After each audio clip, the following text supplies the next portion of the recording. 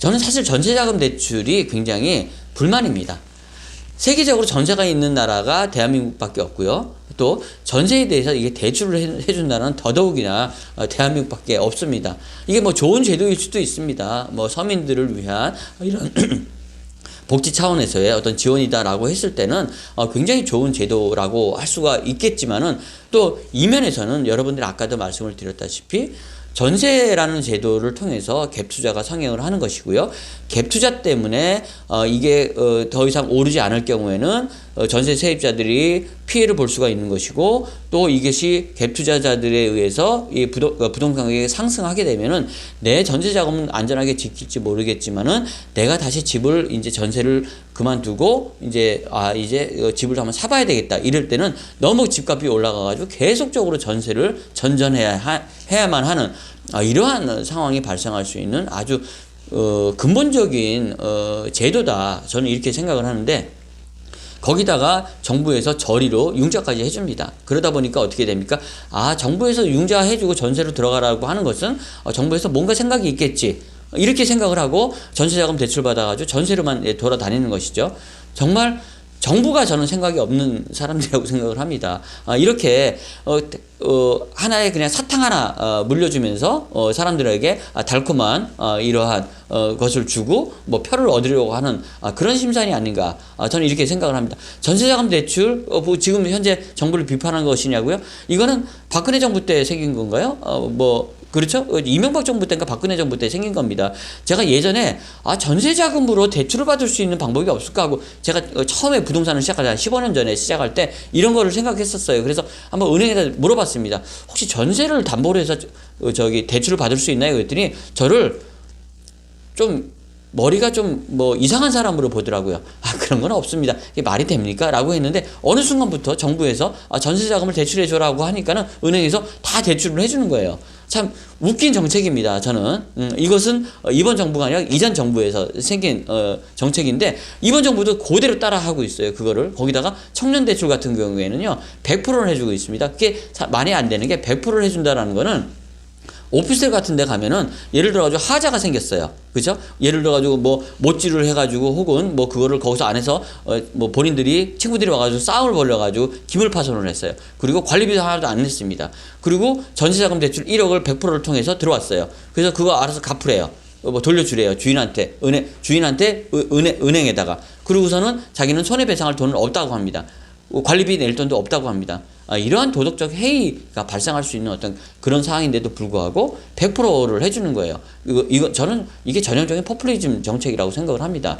물론 그것을 정확하게 혜택을 받고 정말 바르게 이용을 해서 어떤 나중에 이제 어떤 사회에 기여할 수 있는 이러한 사람으로 성장을 한다라고 하면 아주 좋은 제도이고 정말 바람직한 이러한 상황이라고 생각을 하지만은, 도덕적 해이가 발생할 수 있는 이런 것들에 대해서 그냥 무차별적으로 한다는 것 자체가 저는 조금 마음에 들지는 않지만은, 아무튼 지금 현재 이제 그 사회 천연병들에게는 더욱 많은 도움이 될 수 있는 그런 제도다라는 것은 분명한 것 같습니다.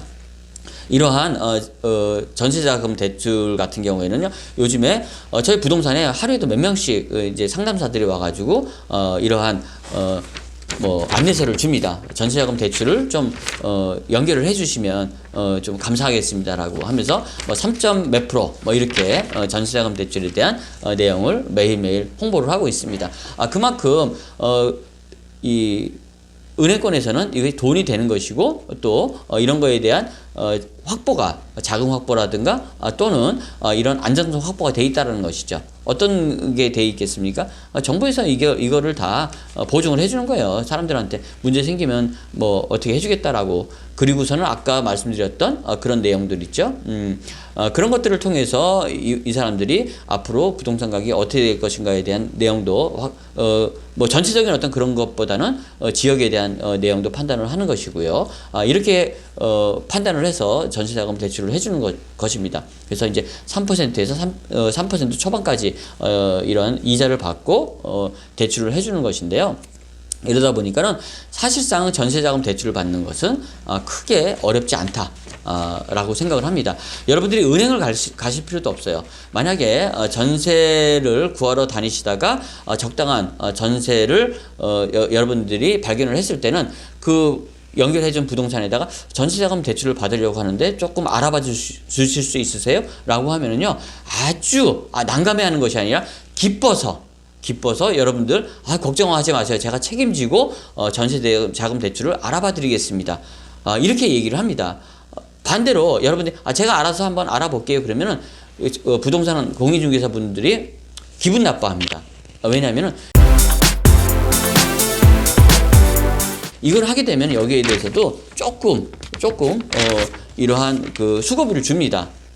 그렇기 때문에 아주 여러분들이 도와달라고 하면은 아주 좋아요. 그런데 만약에 뭐 여러분들도 수고비를 받아? 저거 그럼 내 돈을 갖는 거 아니야? 여러분들이 직접 가셔도 금리라든가 이런 건 똑같습니다. 대신에 이렇게 오셔가지고 하게 되면은 저희한테도 이익이고 여러분들한테도 와서 직접 상담사들이 직접 와서 뭐 사인도 받고 여기서 다 해주기 때문에 더 편리한 점도 있다라는 것이죠.